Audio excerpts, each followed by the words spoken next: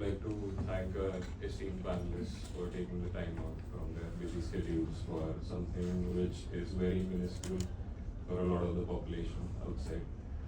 And this conversation is going to be a very simple one. We don't want it to be a very formal conversation. And I'll open the mic to each one of the panelists for 10 to 15 minutes. And thereafter we'll have a conversation about whatever flows. And thereafter we're going to have a Q&A session for the audience, which will be around 15 to 20 minutes. So I would like to start with the law, with Mr. Nath. Sir, you dealt with these cases and you have a lot of practical on-ground experience of how the courts also deal with it. So, and because a lot of our audience today is not from the legal profession, I would love to have it reduced from your side. I would request you to reduce all of these ideas about Lal Dora and how the law deals with it, and what is the legal history of Lal Dora, where it finds its place in the three most consequential statutes in Delhi, the DD Act, the MCD Act, and the Land Reforms Act, and also what continues the building by law exemptions under the law. So we'll open with you, sir. Good morning to you all. So, though I'm a lawyer, I'm actually attending this conference as a resident of Delhi, and the law is very boring. So I'll try to simplify whatever my limited experience with dealing with this branch of law is concerned. So I must tell you that one of the most interesting cases I dealt with, which is still ongoing, related to South Delhi. There was a big tract of land, which initially Delhi, as we all know, was comprised of villages. And when we became independent, there was a necessity to create a national capital. And like national capitals all across the world, it assumes a different character, particularly in a federal system where you have states. So there has to be this piece of land which should be immune from takeover by anybody. So you have to have a separate identity for a national capital of a huge country like India.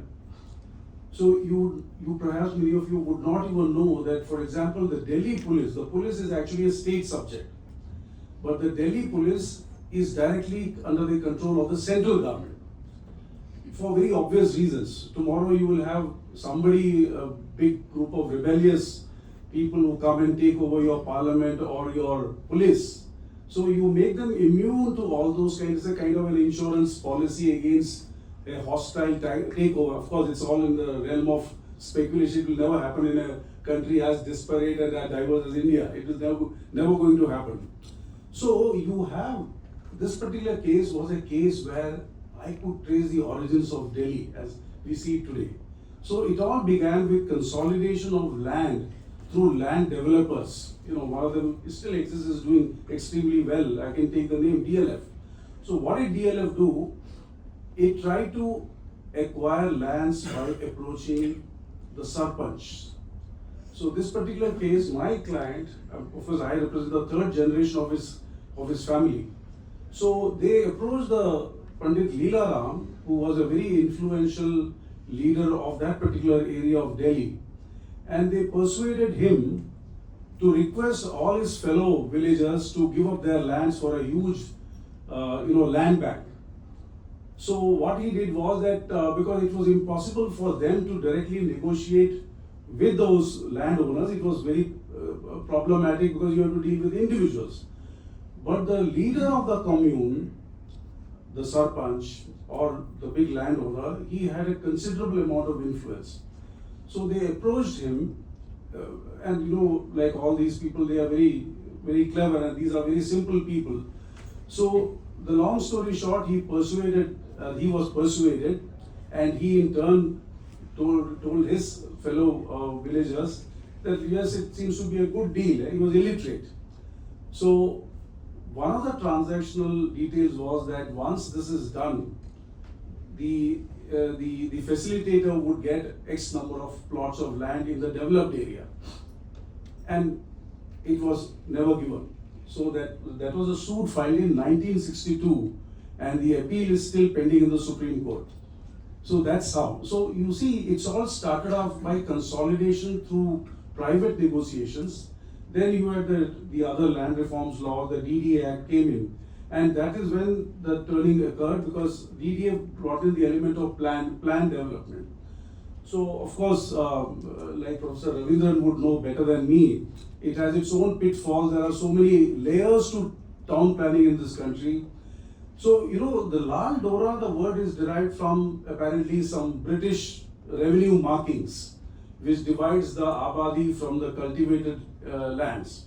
So you have a core area, interestingly, if you were to fly into Delhi, you would see this small, across Delhi, that is Haryana, UP, when you are making a landing approach from either Gurgaon side or from the Noida side, you would see this cobweb-like, structures that are, these are just a collection of buildings or small houses, and then you have open areas around you.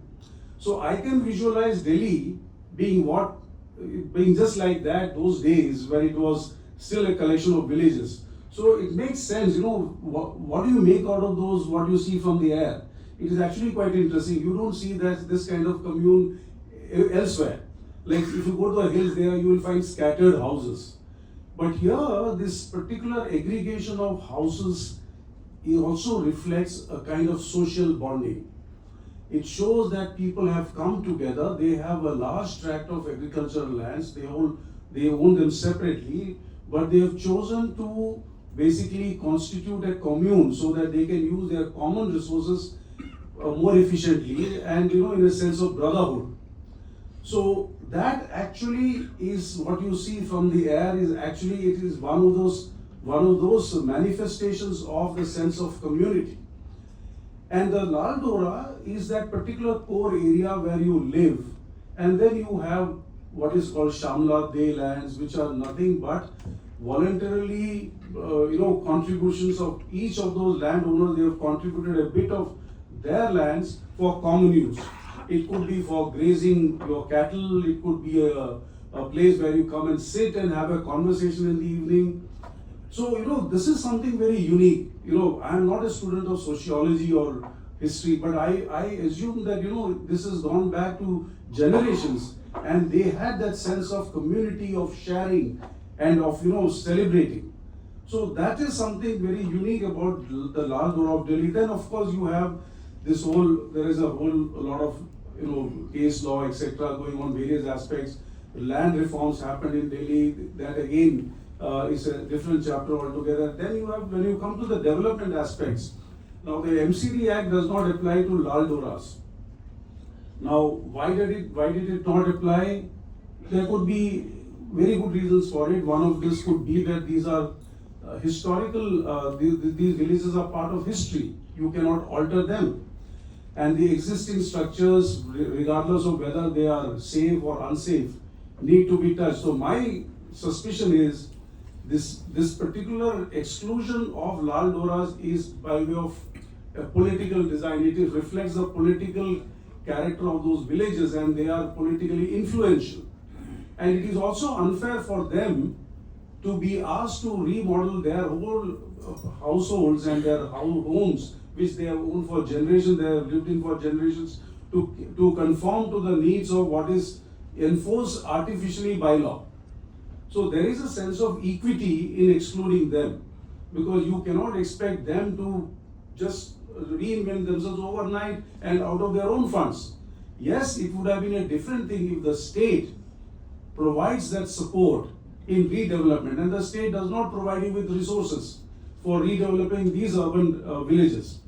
So the best way is to leave them alone, exclude them, and I must say that this exclusion, which is by design and not by accident, has actually proven to be successful. I think we will come to that at a later stage of the conversation. If I get my opportunity, I'll have my own theory to explain why Lal Doras have actually succeeded. So the Lal Dora as a legal concept, unfortunately or fortunately, it is not defined.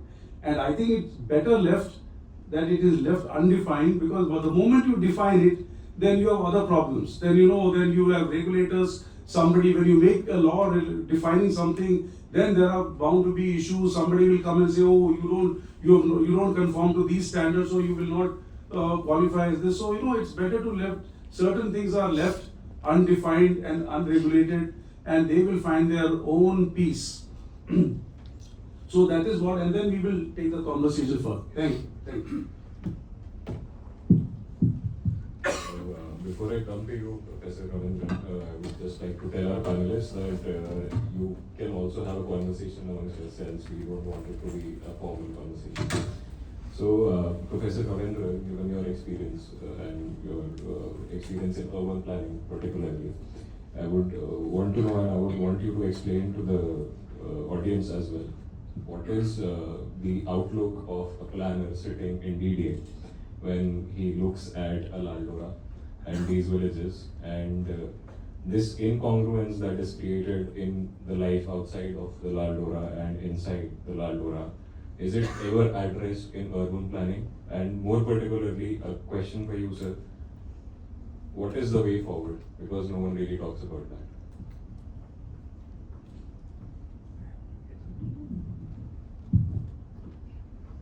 Thank you.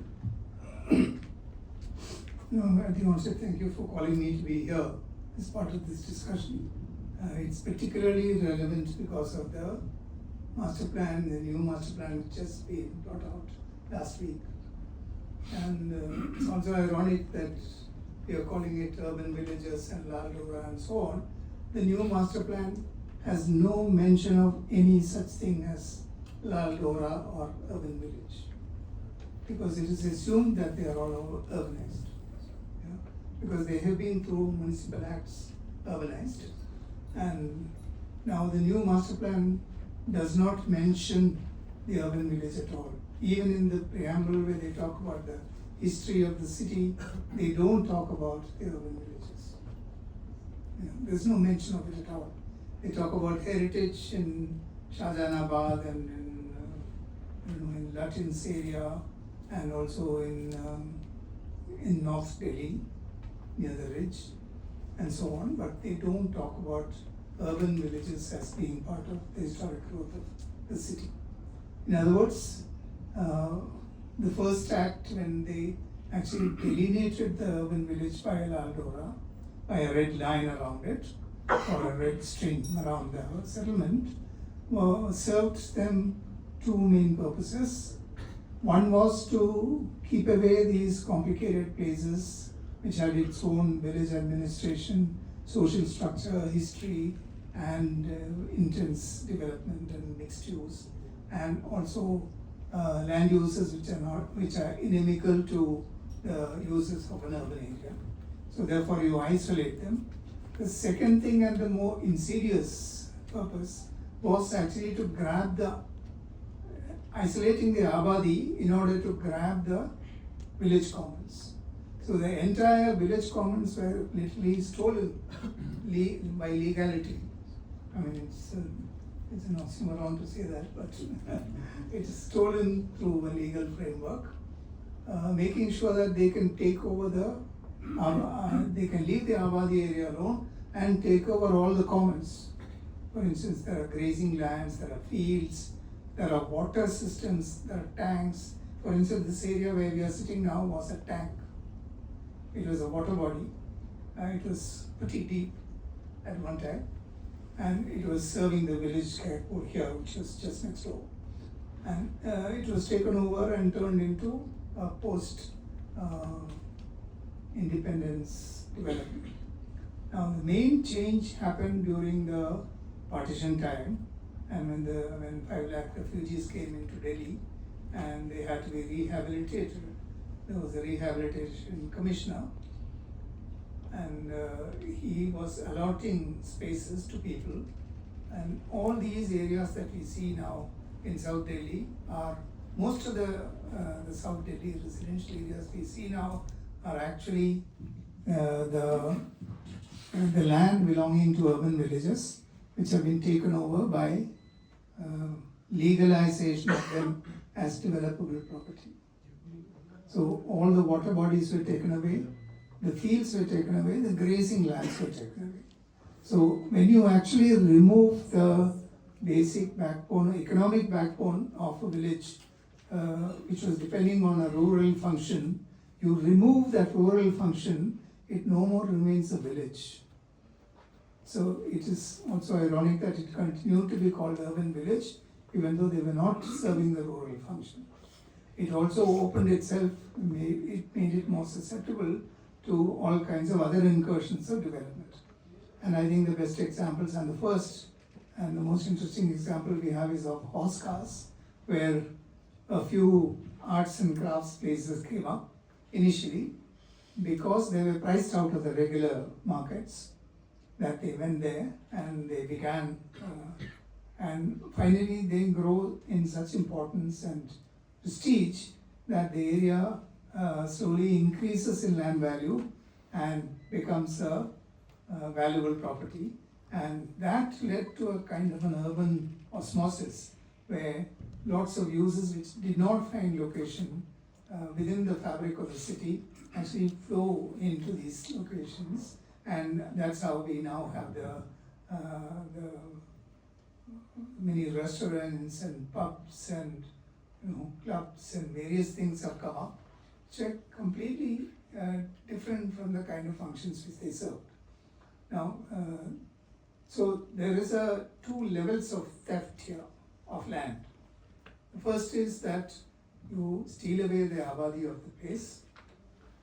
Second thing is that you push your functions which you are unable to accommodate within the fabric and within the economic framework of the fabric of the city, you push those functions, infuse them into the village and slowly kill it from inside.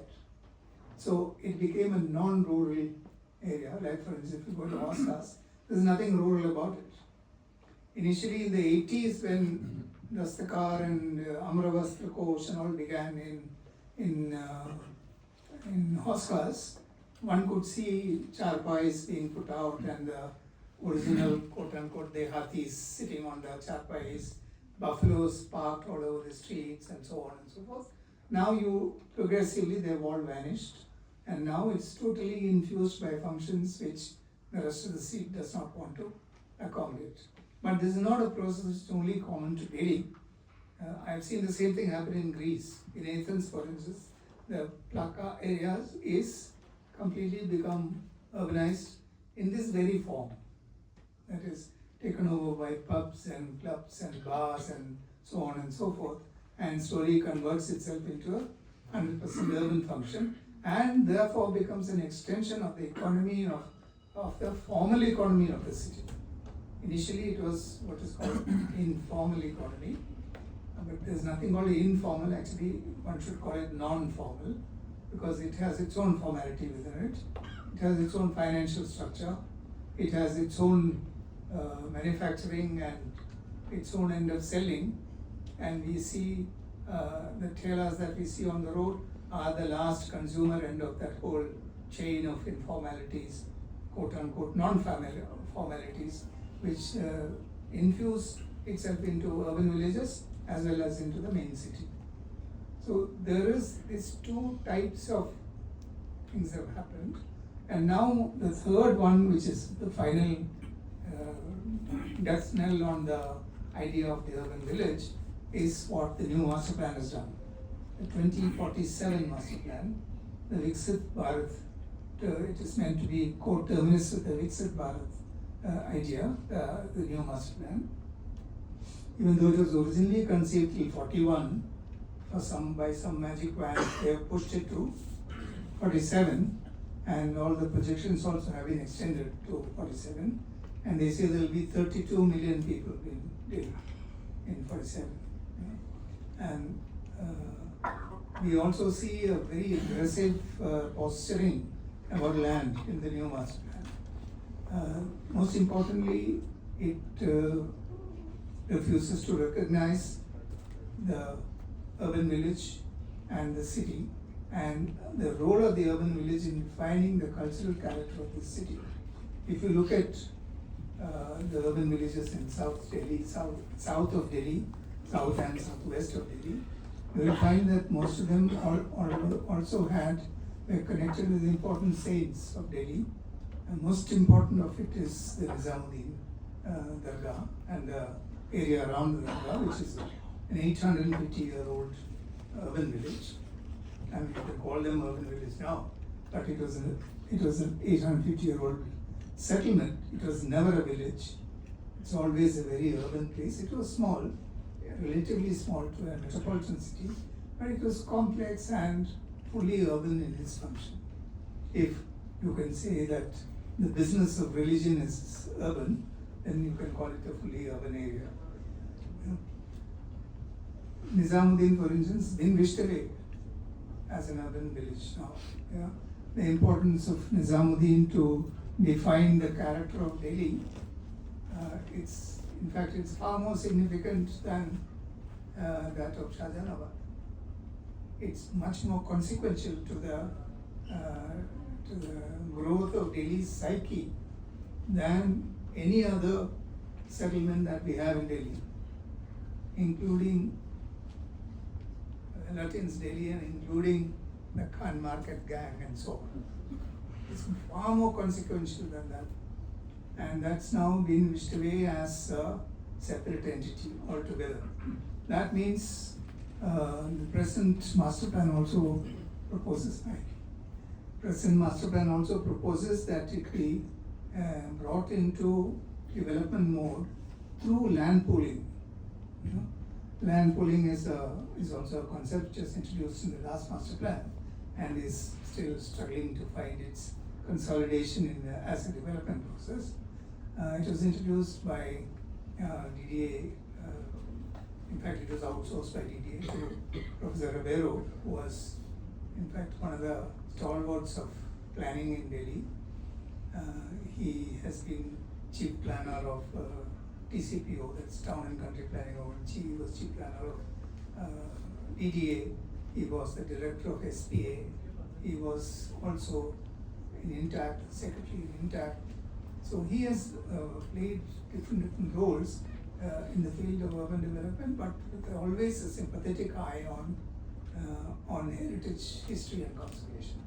So Ribeiro was particularly sympathetic to these ideas of this development of the urban villages, but the methods and means available to the town planner is actually a very, in my view, a very destructive. They have destructive tools in their hands. It's like asking a goldsmith to operate on your eye. They have hammers and screws and screwdrivers and so on as their instruments, and which are absolutely, is absolutely unsuitable for an operation on the eye. So that's the kind of planning tools that we have available, by which we will be doing delicate operations in this kind of traditional communities, 800, 900-year-old communities, which have been the cultural springs of this city. So when DDA brought in this idea of land pooling, the main concept of idea of land pooling, many of you may already know it, is to have the owner of the land, the developer who brings in the money, and the government or DDA or whoever is the authority who will facilitate the growth.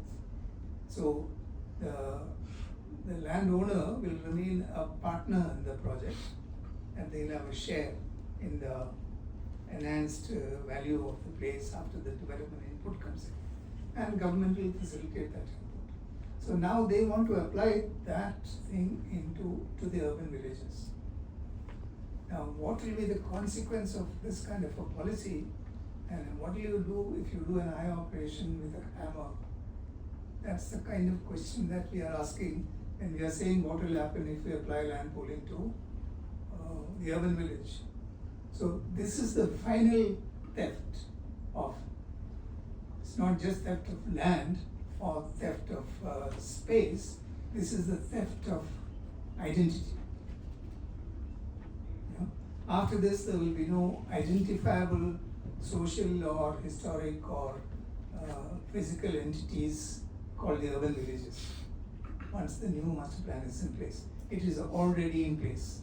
It's ironic that we are still using the term Lal Dora and urban village in our own session now today, because they don't exist anymore.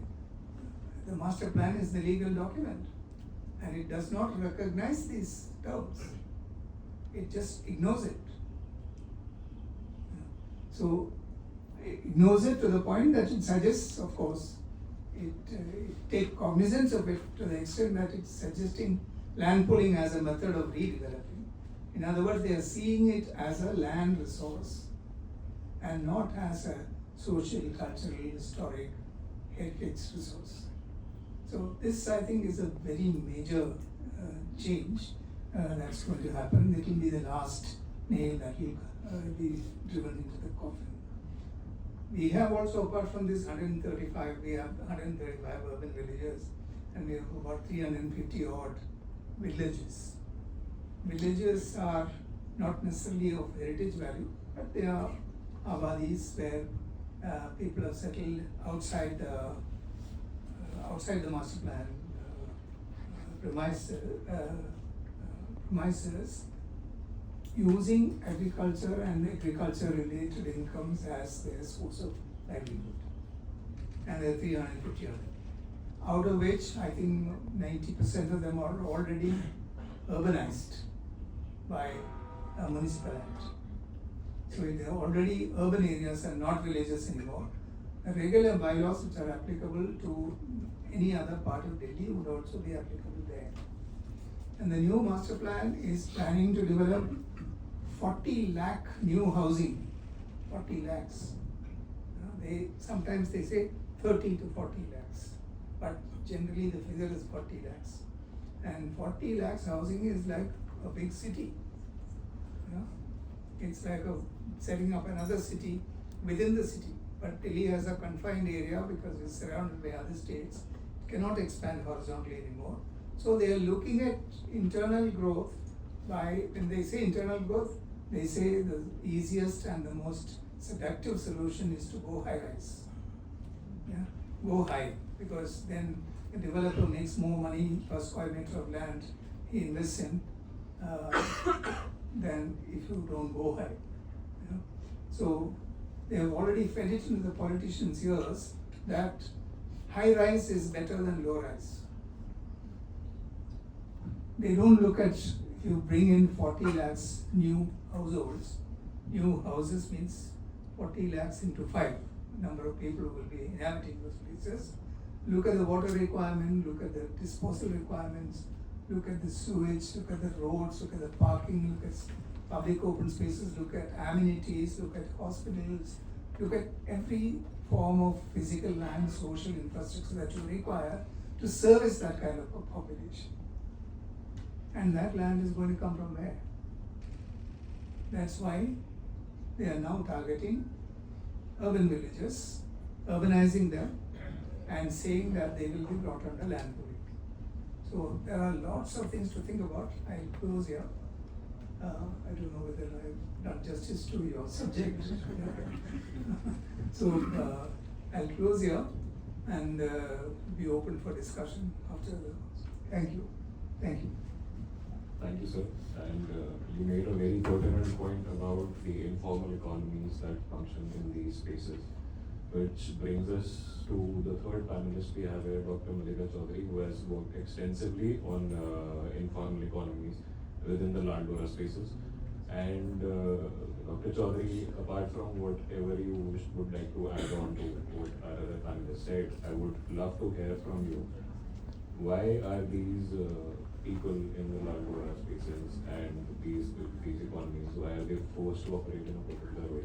What are their realities which are often overlooked by people who are planners? And also when we have a conversation about unauthorized construction or demolitions being taken place.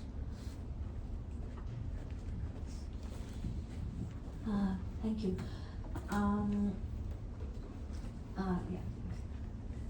So today I'd actually like to begin by talking a little about the categories of the urban and the rural and how these are very integral to how even the state has formulated its policies with regard to these villages. So I'll begin.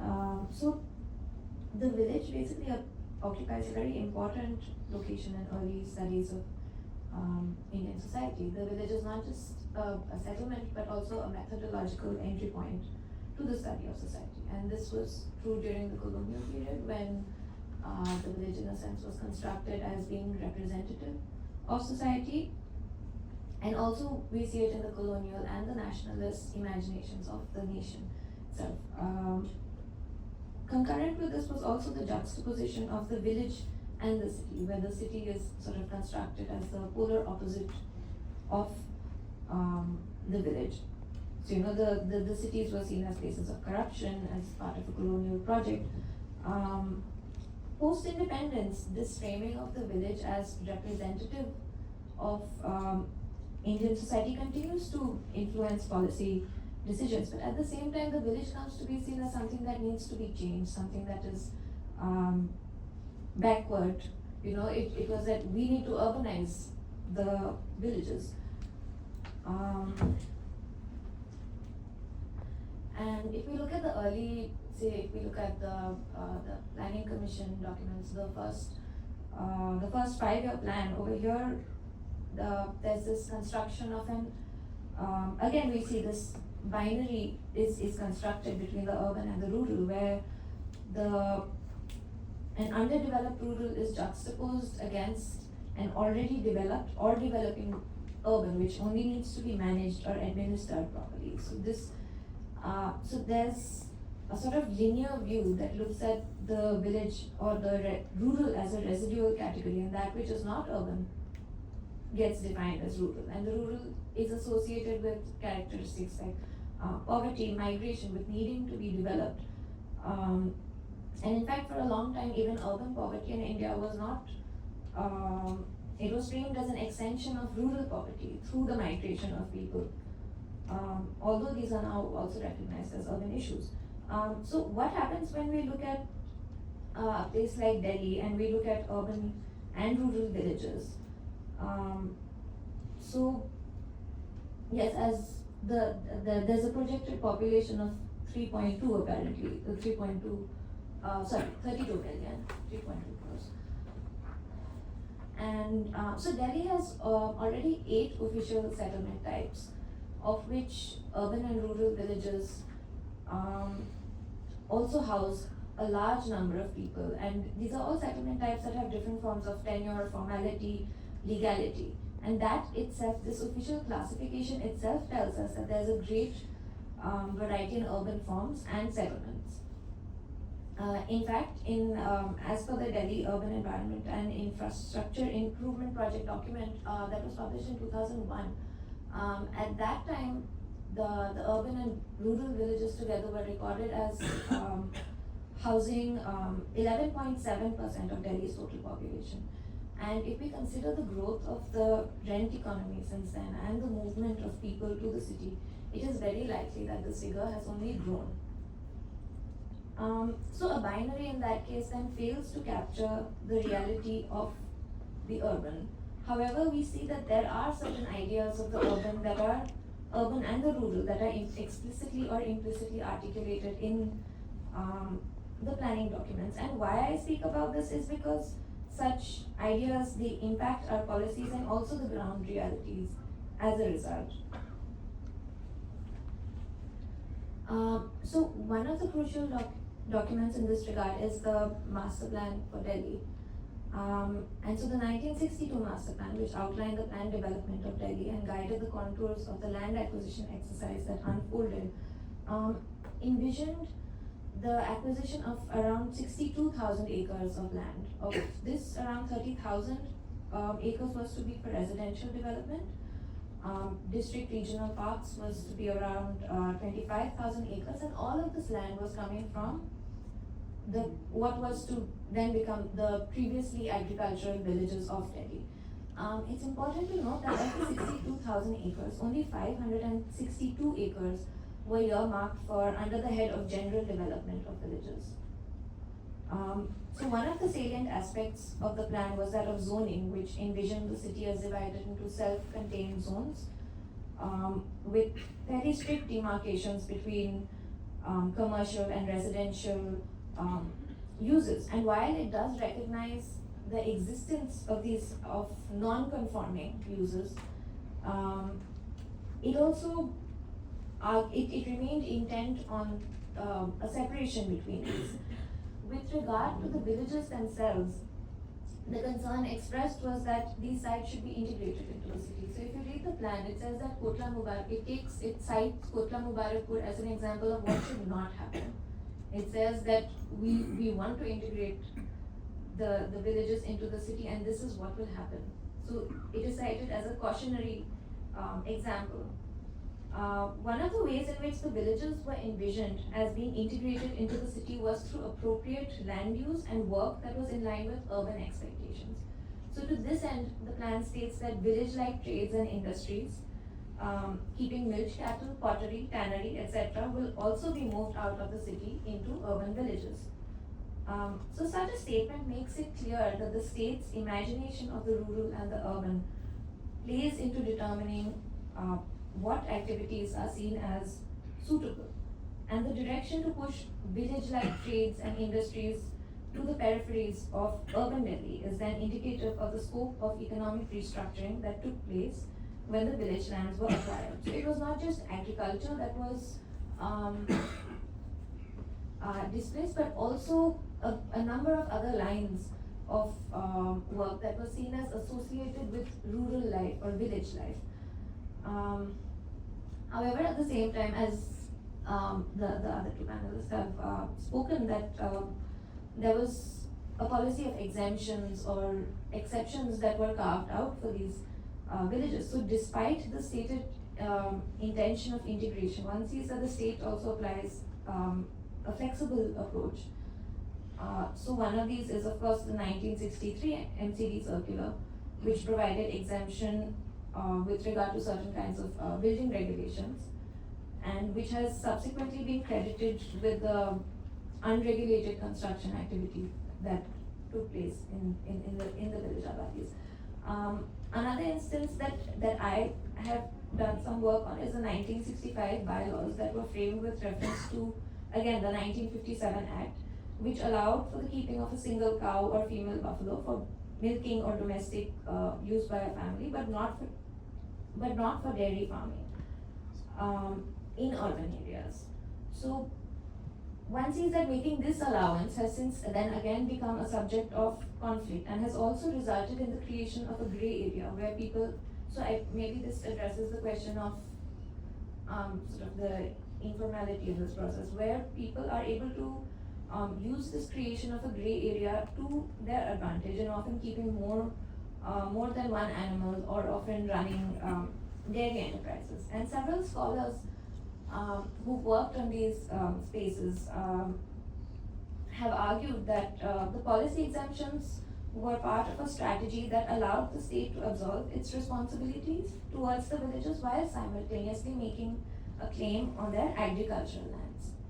It also allowed for the state to provide implicit sanction to non-conforming activities and thus benefit from private initiative in addressing issues that it was unable to address or chose not to address. Questions of housing, livelihood, questions of integration. So when we speak of informality, it is not just residents reworking spaces through strategic means in order to suit their needs, but but in terms of ambiguities that are already introduced into the law, into their implementation, into the design of the policies, here I drawn Ananya Roy and Shubhra Gururani's work, but yeah, so basically laws and implementation that can be modified depending on the ongoing priorities of the state.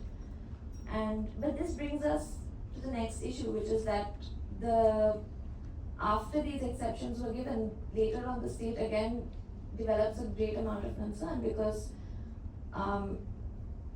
there's a concern over what is termed as unregulated development in the village abadis, over land sales that were taking place in the case of the rural villages where agricultural lands were being converted and unauthorized, what is termed as unauthorized colonies were being built on this, which leads so you have something like the mini master plan which comes in and it discusses these extensively, about the urban abadis as well as the rural villages.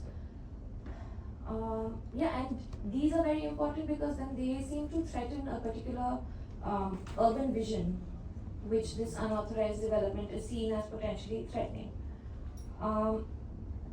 Over time, the same concerns over integration do re-emerge, and what comes out again and again, we see the master plans, then we have the Tejendra Khanna committee report in 2006, the expert committee on Lal Dora and extended Lal Dora in 2007. And all of these flag the lack of integration of physical and social infrastructure. More recently, we see that while an initial strategy was that of exception or exemption, and then this is followed by concerns over sort of the nature of development taking place. More recently, with the plans, we see that, or the overall discourse is the place that the urban villages have come to occupy as, in terms of the value, the economic value that is being generated in these villages. And the 2006 and 2007 reports are both highlighting sort of the importance of the development of village abadis. So they speak about the emphasis of the value of land. What is the value that can be generated through redevelopment, that is provision of infrastructure, water supply, sewerage, road network, open spaces. And the ultimate aim is the optimum utilization of urban land to accommodate more population. So the centrality of these villages as housing stock to the state is something that really emerges from these documents. Further, it is not just the land itself. Increasingly, they are recognized in terms of the economic role. Not only are these villages providing housing to a wide range of groups, they've become integrated into the real estate market as well. And this is borne out by a lot of existing research, as well as what I found in my own work, that the rent economy is bringing in incomes to residents of the villages, which was not sort of an opportunity that was available before. But at the same time, there are lots of other businesses that have emerged as a result. So in one of the villages where I worked, there was a large student population. So in response to that, you had demands for services that were not perhaps being used by the landowners, but you had, say, a whole provision of Wi-Fi networks. There were lots of mobile shops. There were these messes, restaurants, reading rooms, libraries, all of which were sort of catering, that had sprung up around this population that had come in to join coaching centers for competitive exams.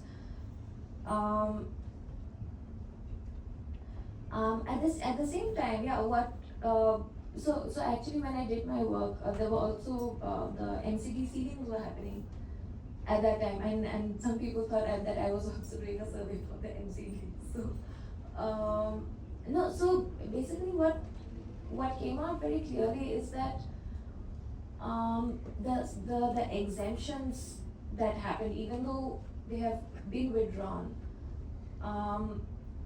one of the people I spoke to, he said that, my house is there, it's 2 stories, I've done it within the municipal guidelines, but other people, they've made 4 or 5 stories, and the government is not interested in sort of managing these better, and so the larger point I was making is that these are very dynamic spaces, and a lot of it has been enabled by sort of the non-regulation in a way, but then that also raises other issues. And despite the sort of the recognition of the role that urban villages are playing in terms of the city's economy, and the imagination of the city as an engine of the cities as engines of economic growth in the more recent development paradigms. Despite this appearance of congruence, questions of basic infrastructure and service provision still continue to remain critical concerns in the village, given the numbers of people that are impacted. So then, one of the things that I also found was that there are lots of organizations and bodies within the villages who are trying to address these questions. And here, the plans talk a lot about social and talk a lot about, I think, physical development of infrastructure, but there is most of the concerns I found was one, yes, physical infrastructure, but also integration in terms of livelihoods. And that is sort of something that is emerging in the associational action that is unfolding in the villages. So basically the larger point I would try to make here is that the perspectives, so we see that there's a shift from exception to then concern, and now the state seeing an immense amount of value in these villages, and the state also wants to benefit from the value that is being generated in these villages. So in the same way that perspectives on the rural and the urban, these characterizations have changed, they are not static, and they do point to a diversity of urban forms that exist. So my limited point would be then we must also widen our idea of what a city can look like, or what its settlements can look like, in order to open up a more productive path for addressing these questions that have been raised here. By basically recognizing these spaces as legitimate spaces that have their own histories and own identities that have been historically constituted. Thank you, Dr. Chandri. So the cows have been replaced by PGs, and rental income seems to be the new milk. I'm allowed to make that joke because I'm from this community. And I'll circle back to you, Ms. Nanda. And before I do that, I'm sure you have a lot to add on to what Gopal has said. But there are a few questions I have in my own mind, and one of which is, like Dr. Chaudhary talked of the informal economy, which is sort of the root cause of why these unauthorized constructions take place and why we have such vertical density. But I think it also finds its root in the fact that land acquisitions in the older act were dealt with in a certain way. And I want you to elaborate on how these 1% compensations were not actually adequate for the reason that they led to whatever we see now. So I just wanted to say this, that the informal economy that Dr. Chaudhary talked about, and the way the Lal Doras, the people who live there, they have undergone a demographic change, is, according to me, I'm not a subject expert, but I must say this, it actually reflects a failure of your town planning and your master plan. Because you see, for example, if you live in Delhi, any random place in Delhi, you want to go and have breakfast, a normal breakfast, whether it is puri sabzi or a South Indian like me would like to have an idli dosa, I have to travel at least 5 kilometers to find a legally compliant restaurant where I can have a normal meal. You go to Bangalore, you go to Chennai, you go to any other place, or Bombay for that matter, you can just walk across a neighborhood restaurant and have your normal food. So why does it happen? You have created a planning model which is in silos. You expect people to go according to the town planner's norms to live your daily life. That's the first sign of failure. So in fact, though I have not studied the new master plan which is just out of the bag, I'm sure somebody must be trying to address these concerns. You cannot have people living around a master plan. It should be people-centric. Now you go to a shopping, you want to buy, today of course you have Blinkit and other things, but ordinarily if I have to buy my daily necessities, whether it's a vegetable market, you have criminalized those vegetable vendors who occupy an open plot near your house. Why? You don't provide for street vending norms. You don't provide for designated vending areas, though there is a plan, there is some kind of a law which has never been implemented in our urban areas.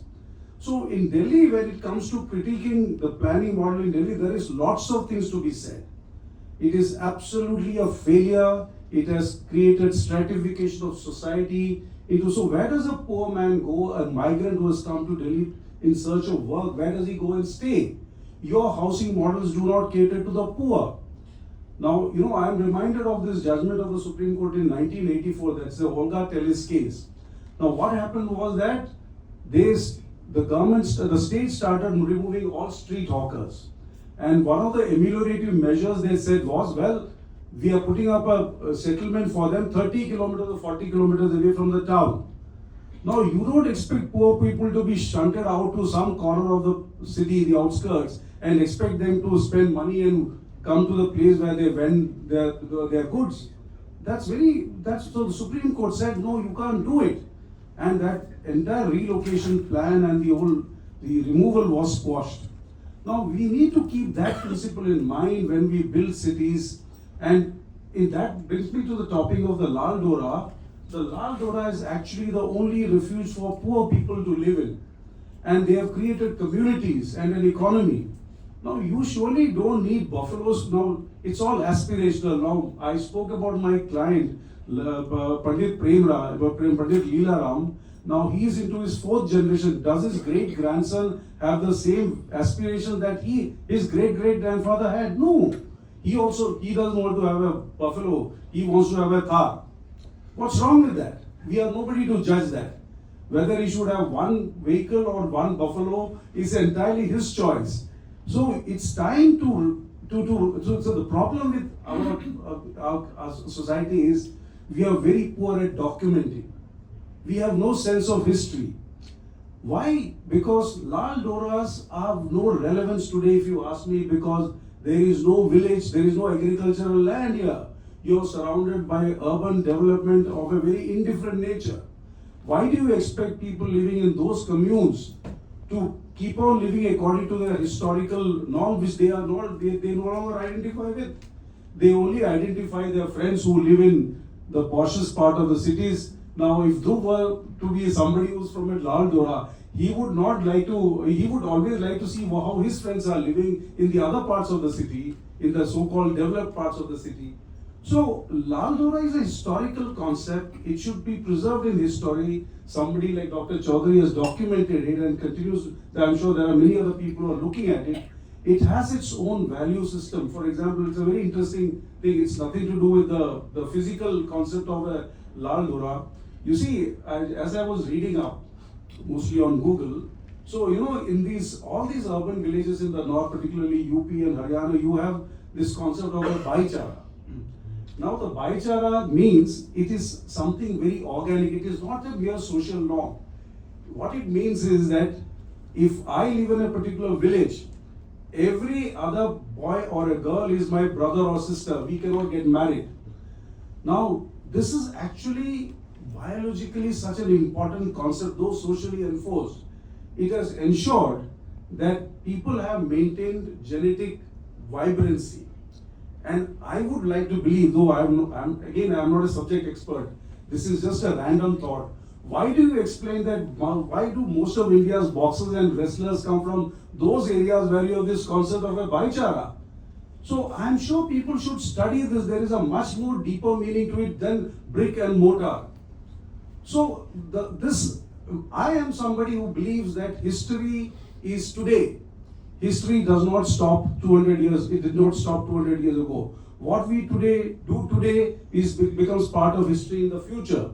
So the concept of approaching a particular subject from a historical lens, one must always consider that we make history while we speak today. Whatever we do today is part of history. So Lal Dora was history.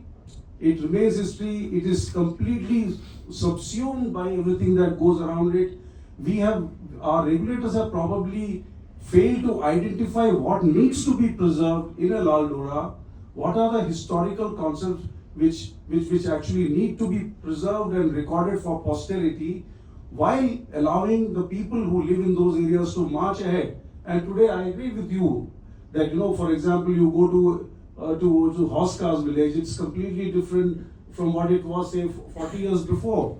Or for that matter, I remember I used to live in South Delhi and West Delhi in a place called Tagore Garden, and there used to be this small village called Titarpur, and I have seen buffaloes tethered there, and then you have the red brick lanes, and you would walk across. Yet they had a sewage system, etc.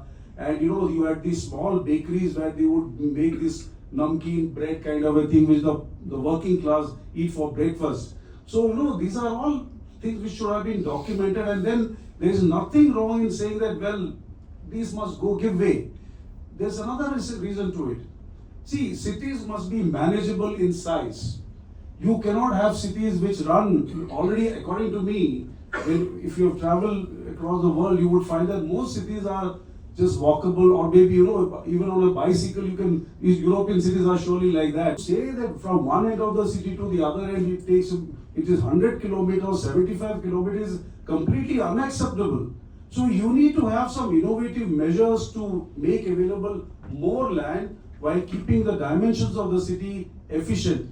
You need to have better transportation systems, which I'm sure we are addressing, and Professor Ravindran would know about it. So, we need to have more efficient urban transportation and planning centered around transportation models. So the last mile connectivity is always a problem, particularly in an over-constructed area like Delhi. So, but Delhi is by any means one of the biggest cities in the world, both not only in terms of population, but also in terms of area. So my take on Lal Dora is that it was a concept, it was a reality, but the way you're planned around your organic planning under the legislated framework has failed to preserve them, and it is time that you allow the people's aspirations to come to the fore. It can't be left as a relic of the past. It should also get developed. Yes, of course, you can't develop it just like that. The people will decide for themselves whether building bylaw should apply or not. That's a very debatable issue. Why not? Because ultimately one would say that you surely cannot, in the guise of preserving an identity, imperil human lives. So I would say, but the question is, who will bear the cost? It is the state which should bear that cost. It is the state's responsibility to bear that cost of ensuring the safety of human beings, because after all, there is nothing more precious than preservation of life. So my take to this would be that yes, Lal Dora was a concept. It was something which existed, and it has been subsumed by the city. So let's move forward to improve the quality of everybody's life, and 300 villages within the limits within Delhi.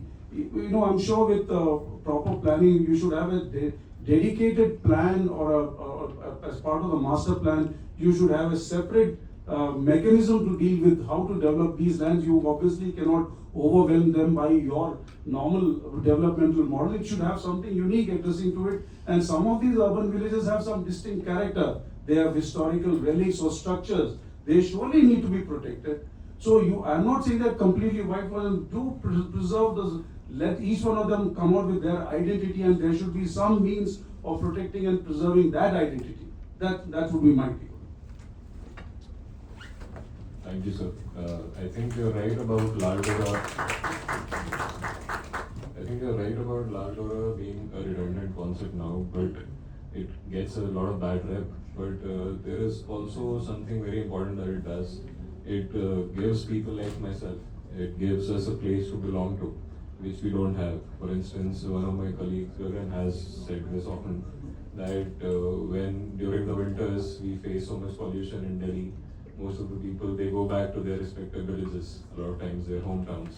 They have a place to belong to, a place to take refuge in. We usually do not, and we have to still go back to the same Lal Dora. So it does give us a sense of collective identity, which I think that's why we are latching onto the concept of a Lal Dora.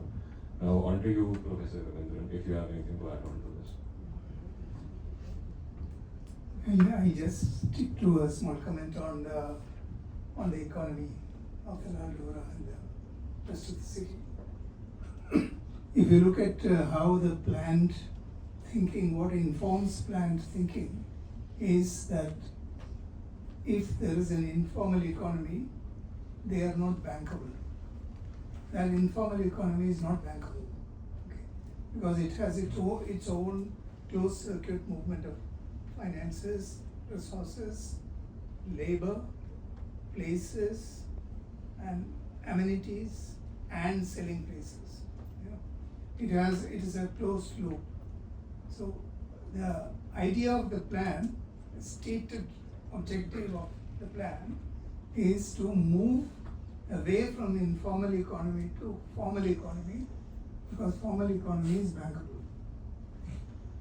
Now it can be brought into the GDP quotient, and it can be brought into various data on investment.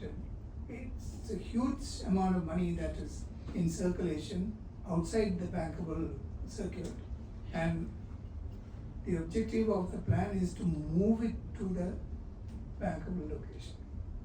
That's one of the reasons why they want to erode the economic potentials of places like Lal Doras, because in most cases Lal Doras usually also have a huge amount of housing. When you say housing, it's not really housing, shelter, because there will be 10 people to a row in a Lal Dora who are rentees of the place. Most of the labor who work in industrial areas, they are not provided housing in Delhi's industrial areas, even though there is a law that if you employ more than 9 people, you have to provide housing, or you have to arrange for their housing. They show that there are less than 9 people in, say, working in a 2,000 square foot factory. You know, they'll show only less than 9 people, so that they don't have to provide for it. So where do these people go? They go and live in the nearest Lal Dora area in 1 tent to a room type of accommodation.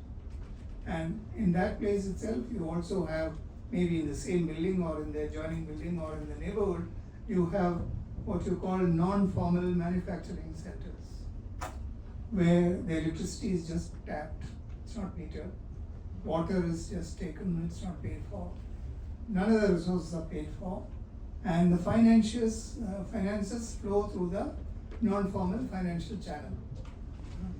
So the entire process is made so cheap because it's outside the interest-based bankable monetary loop, that it's able to provide very cheap goods on Saturday markets and Wednesday markets, which happen on the road in Delhi in many locations. So not only that, it also provides, for instance, a lot of the sales that happen in Old Delhi, a lot of Levi jeans, for instance, is produced in that part.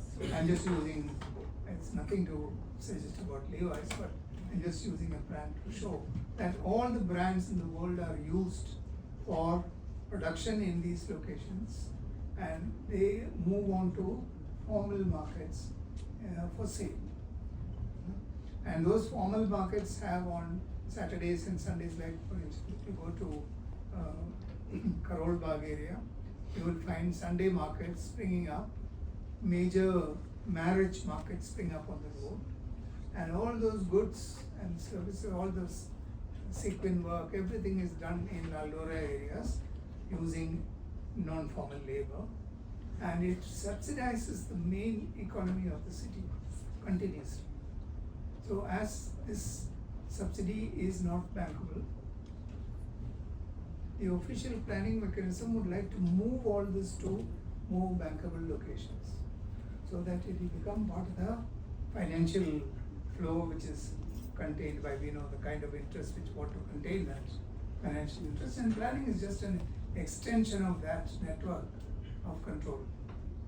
So when we say when we see an informal market, it means it's informally sold in an informal location on the road.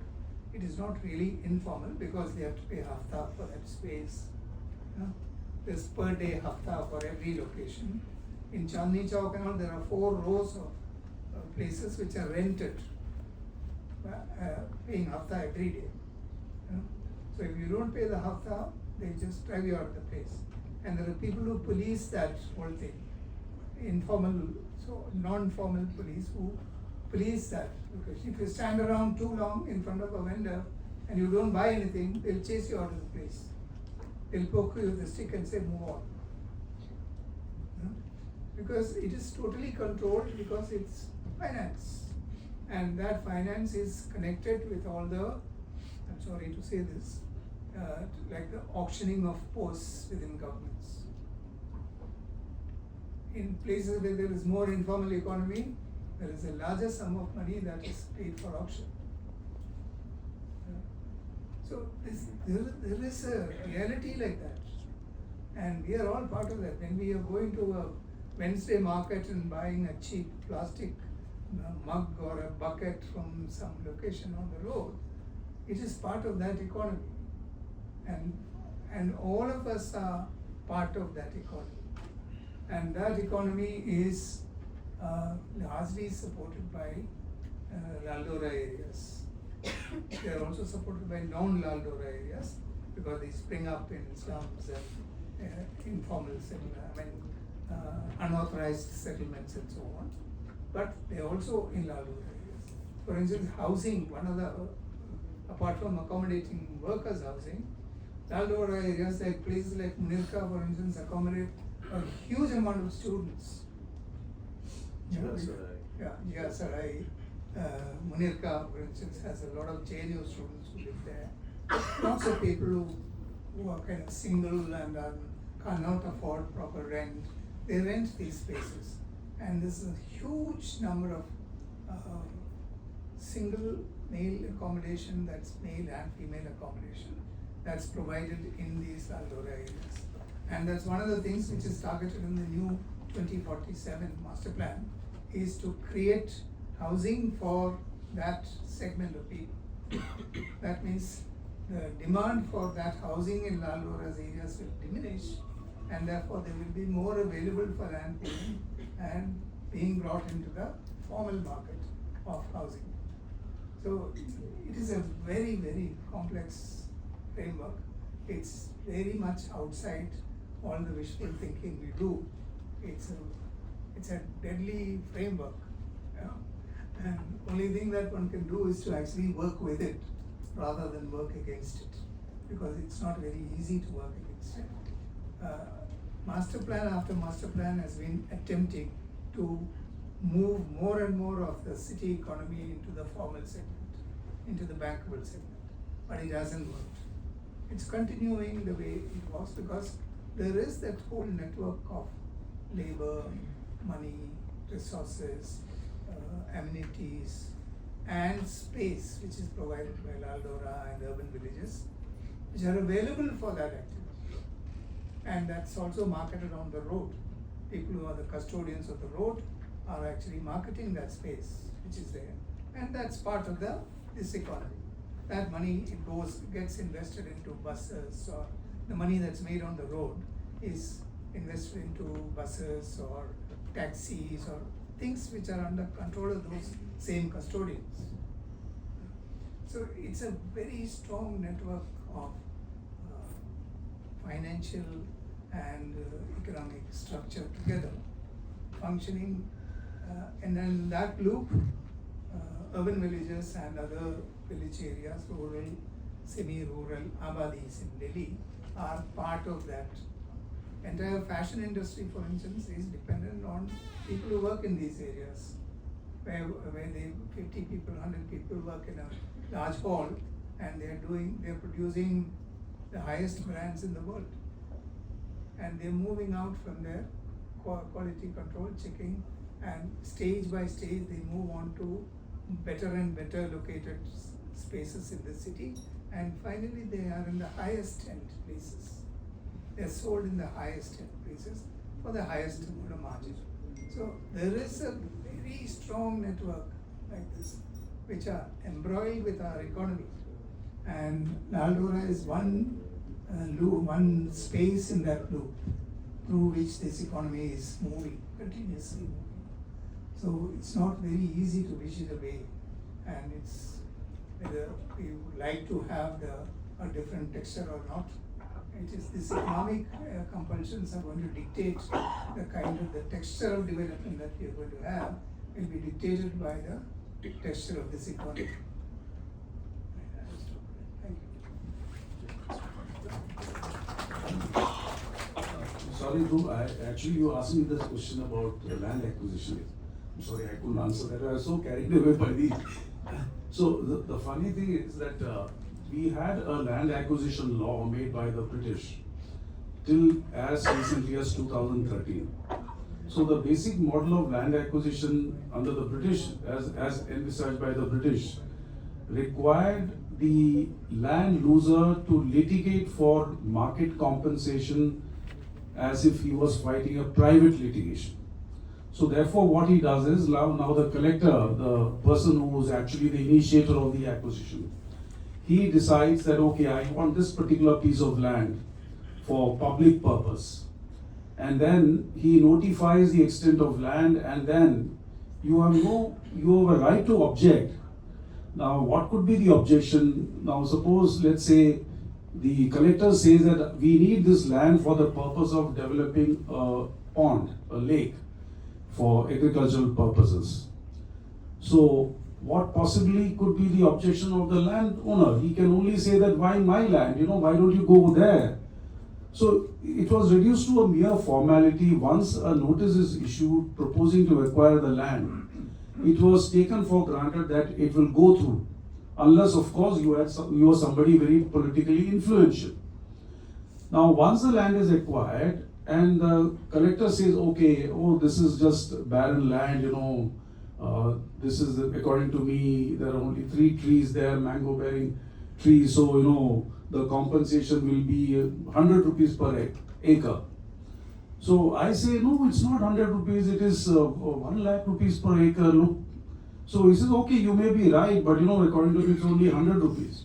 So I am forced to file what is called a reference to a legal normal court, that is where the matter gets into a regular court. And the court will decide the compensation. Now, which is always, usually, by general measure, it's always on a conservative standard, because you have some judges made to sit only to hear land acquisition matters, and usually there is a kind of an unwritten rule that you decide on the conservative side. So then I go and file an appeal. Again, I pay court fees on it, as if I'm fighting a private litigation. And the state, in the meantime, does not even give you the money. So that's the other battle. So all these development acts, for example, the Delhi Development Act also has, by reference, incorporated the mechanism of the Land Acquisition Act into the Delhi Development Act. So if my land in Delhi is being taken away, an agricultural land, they will notify this. Now in Delhi the thing is that because it's a union capital, so the land is subject matter of the central government, just like the police, as I indicated in the initial stages. So land is also subject matter of the central government, the state government of Delhi, because Delhi became a quasi-state in 1991 with the enactment of the NCT Act. But Delhi, in spite of having a legislature, the Delhi legislature has no control over lands and related matters. So land, police and law and order are beyond the purview of the legislative power of the Delhi government. So you are forced to litigate for. It's with the Central Home Ministry. It is with the Home Ministry. So what happens is that the land acquisition law, in spite of Delhi being a unique place, you are still required to follow the norms of normal land acquisition process. And Delhi, everything is under the central government. Why would you why would I have to face the normal land acquisition process? Why should it not be something different? Now, I want to also give you an example of a contrast. In Noida, for example, there was a famous case of an acquisition of a huge tract of land by the Noida authority. So under the old Land Acquisition Act, there is a particular provision which allows you express acquisition. That is a Section 17 acquisition. So all that requires, under that mechanism, you are not required to issue any notice to the landowner. The government can, if the governor or the president is satisfied that you need a huge tract of land for some emergency. Ideally that particular provision was envisaged for something like, for example, building a bund to ensure that there is no flooding, etc. So you need to acquire a certain stretch of land to build a bund to prevent against flooding. So what happened was that this particular provision was being used to acquire land. For example, in Noida, they did it under Section 17 acquisition. So the whole process of issuance of notice, etc. was dispensed with. So the landowner went to court and said that you cannot, and in Noida they did it for the purpose of planned development. That is for the purpose of putting up housing, etc. And look at the legal subterfuge. In India, you don't have any law which provides for acquisition of land for building housing. It is always for industrial development. Because the whole idea is, for example, Noida, you have the Noida is nothing but the Industrial Development Act. So the whole argument is you can't have industry without housing being provided for. So today, if you acquire, say, 30,000 hectares of land, the actual industrial component will be just 2 or 3 or 10 hectares out of it. The rest of it is all for housing. So, you have recourse to these kind of devices to acquire land. So the Section 17 acquisition in Noida was struck down by the Supreme Court. Eventually, the High Court also struck it down, the Supreme Court upheld it, saying that you cannot use Section 17 for this kind of purpose. Now, that's where I have a problem. See, these kind of retrograde judgments actually ensure that our cities don't develop properly. Now there, I think the Noida authority was justified in taking recourse to Section 17 because you cannot develop cities by waiting for a long drawn process of acquisition of parcels of land. It would take 40, 50 years to get that kind of land volume to create a land bank. You have to hear appeals, you have to hear objections. So that's the only way you can create new cities or sub-cities is by taking recourse to this particular device of Section 17. Now, the Supreme Court says you should not have done that. Housing is not something for which you should take Section 17 process. You are actually taking land from somebody else and giving it to somebody else. Maybe right. But in law, as Professor Ravindran would say, it doesn't work like that. When you have to develop cities, you are looking at a larger picture of making available affordable housing for all strata of society. And that's community, that industrial development will have hospitals, it will have recreational facilities, it will have parks, it will have housing, it will have all kinds of things which is required to build a self-sustaining city. So these kind of judgments are actually a big blow to planned development of, because why this is important is because every other state has an identical law. So in every other state, whether it is Maharashtra or Tamil Nadu, everywhere lands are acquired, taking recourse to that industrial development law, all of which are the same template. So these kind of judgments are really creating problems for urbanization or making available world-class cities to our people. Sorry, I'm sorry, I just interrupted. Thank you, sir. I think due to paucity of time, I would have to request you to conclude on some closing remarks, and then we'll open the floor to some questions. So, so I'll just take 2 minutes. I was actually thinking more about what you asked me about why do people have to turn to certain lines of work, or when we're talking about say the rent economy and the sort of how it's happening within this frame of informality. So one of the things that I did find when I was in the field is that while the lands of the villages were acquired and there's a lack of implementation of sort of bylaws, but people were not really integrated into the new urban economy that very much, because you have a displacement in terms of agriculture, in terms of other rural livelihoods being displaced. But for a time, in the initial rounds, people were provided with alternative plots, or one member of the family got a job. But after that, people were really left to their own devices. And in the 70s and the 80s, there was heavy recruitment in the government, in which lots of people from many of the villages were able to get, but that is no longer the case anymore.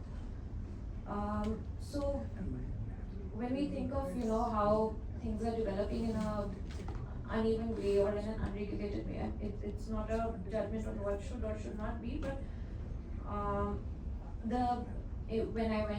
when I saw in the field, lots of people had also turned to say construction of houses, buildings, because maybe the compensation amount they got, they invested it into transport, into other businesses, and then because of the lack of experience or having that background, lots of the businesses did not do well.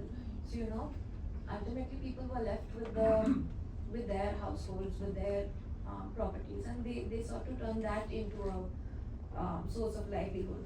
So when we're talking about planning, I think we have to not just look at physical planning, but also how are the residents of these places being integrated into the urban opportunities that they are somehow expected to already be prepared for. And a lot of the sort of development that has happened is because these opportunities were not created in a sense. So I would say that some of this can also be attributed to that. Of course, I would like to say more, but then we'll maybe take this discussion. Due to the paucity of time, we will have to wrap up. But I Take a think few questions.